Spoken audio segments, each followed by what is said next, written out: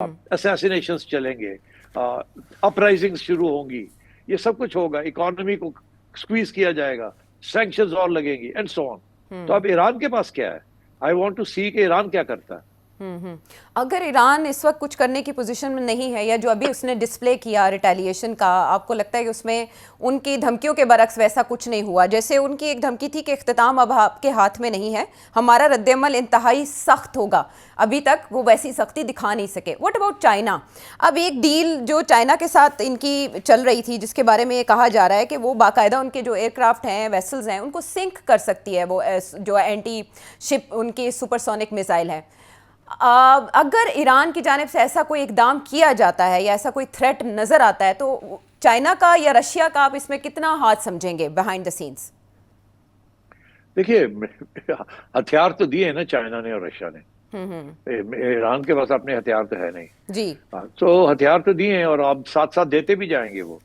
और हाल ही में उन्होंने बहुत से जहाज आए हैं, transport planes carrying weapons, missiles और अदर वेपन्स, तो वो तो है ईरान के पास। हाँ। मगर क्या वो डिस्ट्रॉय हो चुके हैं? क्या वो चल नहीं रहे हैं? क्या ये चलाना नहीं चाह रहे हैं इसको? इनकी अभी भी उम्मीद है कि कोई बिहाइंड द सीन्स नेगोशिएशन हो सकती है ज्यादा डैमेज किए बगैर। सो आई डोंट नो। मगर बड़ी एक इंटरेस्टिंग चीज ये है कि एक दिन पहले एक मिनिस्टर साहब जो कि नेगोशिएशन का हिस्सा थे, वो भी आप क्लिप दिखा सकते हैं, वो उठ के अमेरिका चले गए और अमेरिका जाके CNN को कहा मुझे इंटरव्यू करो। और CNN के इंटरव्यू में उनको ये पूछा गया कि आपका ख्याल है अभी भी कोई निगोशिएशन हो सकती है, जो हुई है वो कामयाब हुई है कि नहीं? और उन्होंने बड़े वाजे तौर पर कहा कि बड़ी कामयाब हो रही है हमारी निगोशिएशन, मैं उसमें खुद बैठा हूँ, ये हमें अच्छे रिजल्ट्स मिलने वाले हैं। और इशारा ये किया कि ईरान अपना न्यूक्लियर प्रोग्राम जो है, जो भी अमेरिकन डिमांड्स है वो मान जाएगा।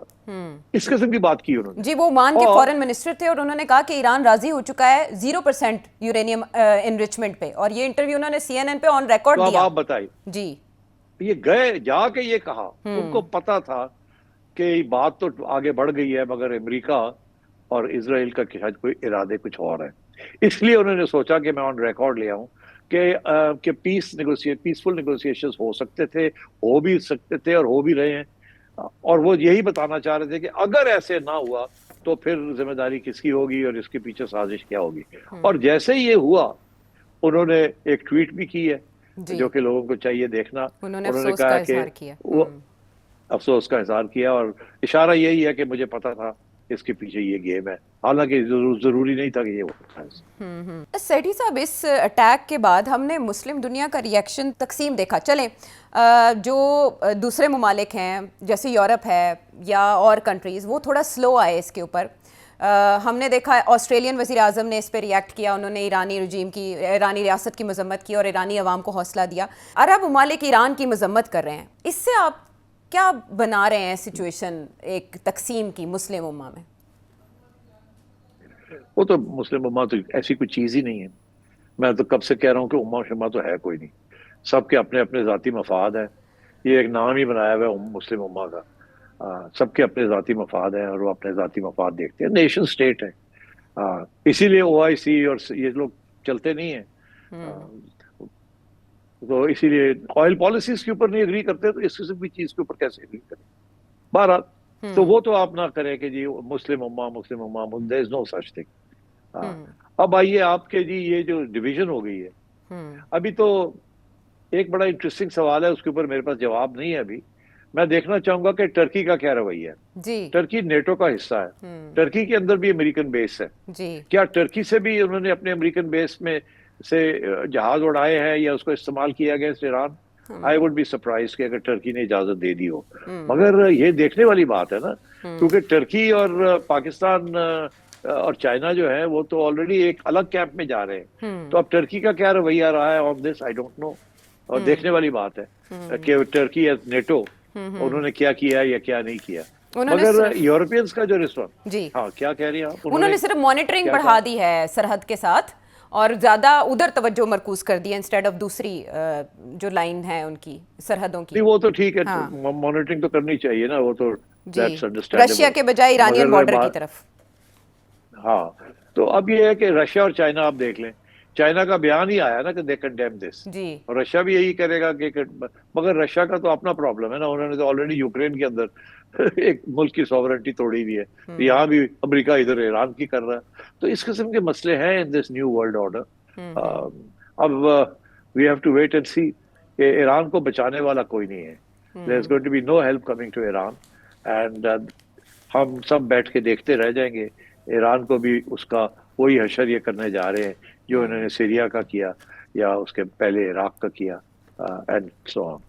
So maximum target of America क्या है? ईरान के खिलाफ अमेरिका और इजराइल का ऑपरेशन कई दिन तक जारी रह सकता है, कहाँ तक जाएंगे ये दोनों ममालिक? ये अभी तो ऐसे लगता है कि अगर ईरान ने इनके ऊपर, इजराइल के ऊपर बहुत शदीद किस्म का हमला ना किया, उनको तंग ना किया, तकलीफ में मत लाए, ना ला सके, तो फिर तो ये जाएंगे फुल फ्लेश्ड, बिकॉज हर रोज ये ईरान के ऊपर ज्यादा प्रेशर पड़ेगा। अब मैं जिस चीज का जुदीस देख रहा हूँ, दो चीजें देख रहा हूँ। एक ये कि क्या ये, क्योंकि ये कुर्दों को और बलोच को वो लॉन्ग टर्म या medium to long term prospects है, उनको तैयार करना, हथियार उनके पास हैं, उनको तैयार करना, उनको कहना कि जाके काटो ईरान को, तोड़ो, वो थोड़ा वक्त लगेगा, इतनी जल्दी नहीं हो सकेगा वो। मगर जो चीज मैं देख रहा हूँ, वो मैंने ये देख रहा हूँ कि रेवोल्यूशनरी गार्ड्स जो हैं उनके साथ क्या, कितनी डिस्ट्रक्शन होती है उनकी, उनके अब तक कितनी इन्फिल्ट्रेशन होती है, और उनको कितना डेसिमेट करते हैं ये, बिकॉज। और दूसरी चीज मैं देख रहा हूँ कि क्या ईरान के अंदर ये कामयाब हो जाएंगे, ईरान की जो करंट लीडरशिप है, including the president and the supreme leader, क्या उनको एलिमिनेट कर सकेंगे कि नहीं? बिकॉज अगर ये कामयाब हो जाते हैं कि उनको एलिमिनेट करने में, फिर इसमें कोई शक नहीं है कि एक ऑल्टरनेटिव लीडरशिप जो है वो उसके लिए मुश्किल हो जाएगा टू कंटिन्यू द वॉर। और जो एक समझे ना, डीमोटिवेशन हो जाती है, एक डिप्रेशन हो जाती है कि अब कैसे, अब how to deal with the situation. तो इसलिए we have to wait and see. मैं दो चीजें देख रहा हूँ, किस हद तक ये इनके असैसिनेशन अटेम्प्ट्स और टारगेटेड बॉम्बिंग कामयाब होती है इसराइल की और अमेरिका की, और दूसरी तरफ कि किस हद तक ईरान के मिसाइल्स जो है वो इसराइल पहुंचते हैं। ये दो क्रिटिकल एरिया। और पासदारान इनकलाब के सरबराह की शहादत और दूसरी तरफ उनके वज़ीर दिफा, ईरानी वज़ीर दिफा, उनकी भी शहादत की इत्तलात, ये कितनी बड़ी ज़रब है कुम्मक पे? मुझे पता नहीं ये इत्तलात सही है कि नहीं है। अगर सही है, they are a very big development. उनके अगर डिफेंस मिनिस्टर को इन्होंने एलिमिनेट कर दिया है, दैट मीन्स कि it's a very very very dangerous development. ये ईरानी मीडिया ही रिपोर्ट कर रहा है और वो इस तरह की इत्तलात दे रहे हैं। इससे पहले ये खबर भी आई थी कि ईरानी सदर भी शायद निशाना बन गए, लेकिन इसकी तरदीद कर दी गई है। फिलहाल तफसीलात सामने आने का सिलसिला जारी है और फुटेजेस भी अपीयर हो रही हैं, जिससे अंदाज़ा होता है कि कितनी सख्त निशाना बनाया गया अमेरिका और इसराइल की जानिब से ईरानी अहदाफ को।